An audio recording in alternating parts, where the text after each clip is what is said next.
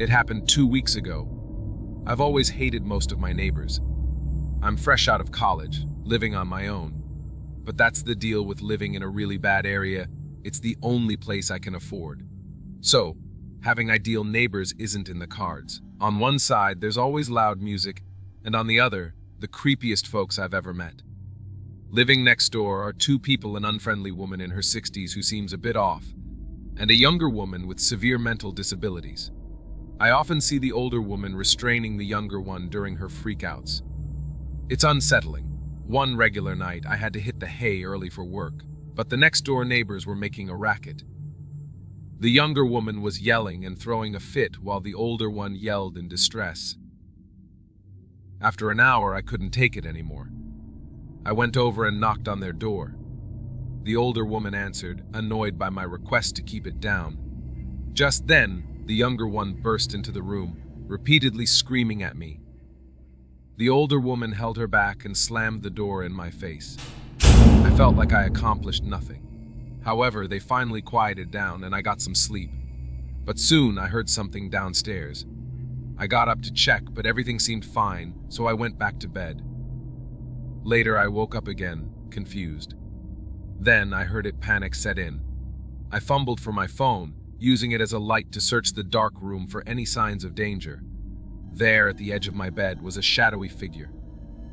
When my phone's light hit it, it revealed the face of the deranged woman from next door. She screamed, and I screamed too as I ran clumsily for the door. I locked myself downstairs and called the cops. When they arrived, I told them about the woman next door and her mental state. Despite her older neighbors' pleas, they took her away for the night. They asked if I wanted to press charges, but I declined, though the older woman's stare sent shivers down my spine. They drove her off while she continued to glare at me. Minutes later, she drove away, leaving me seriously considering moving out due to the clear disdain from the creepy neighbor and the terrifying, possibly dangerous, mentally ill woman next door.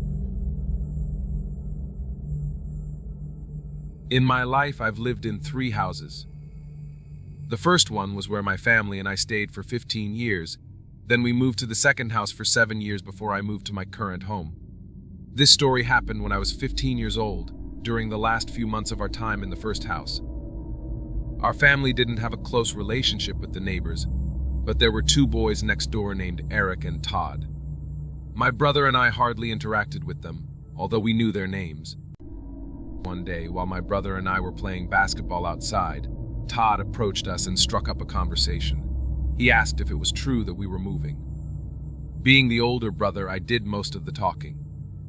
Todd, who was probably the same age as me, invited us to join him and his brother to shoot BB guns by the river in the nearby woods the next day. I agreed, as it was the weekend, and I didn't have any other plans. At the last minute, my little brother asked if he could come along, and Todd said yes. The following day, just before dusk, Eric and Todd showed up at our door. We were eager to go, but we didn't let our parents know because they wouldn't have approved of us shooting BB guns. Walking with Todd and Eric, who were fully geared up in camouflage and carrying a bag of BB guns, felt surreal. Their level of seriousness about it was odd, and my brother and I struggled to hold back our laughter. When we reached the woods, Todd dropped the bag and pulled out the guns. That's when he dropped the bombshell. They were real guns. Eric started firing at trees across the river, and I was filled with a mix of anger and confusion. I took the guns from my brother and told them we had to leave because we weren't comfortable with this. As we walked away, one of the boys shouted a curse at us. I always had a sense that these 2 were troublemakers, but this incident confirmed it. I instructed my brother not to talk to them for the rest of our time there. That night, to a breeze of cold air hitting me in the face, my window was open all the way.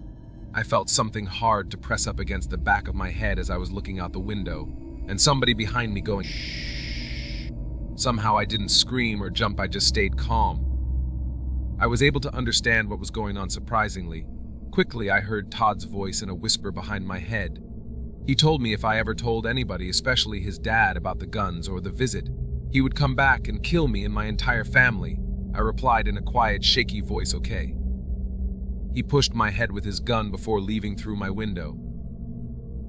For months afterward, I would often see Todd or Eric at their window, peering into our rooms. Their behavior became even stranger as the date of our move approached. Just a week before we left, they threw a rock at my window late at night, and I saw Todd aiming a pistol at it, making me fear for my life. There were a couple of other instances that week where they harassed either me or my brother. It was clear to me that it was the right time for us to move and get away from them. Despite all this, neither my brother nor I told anyone about what had happened.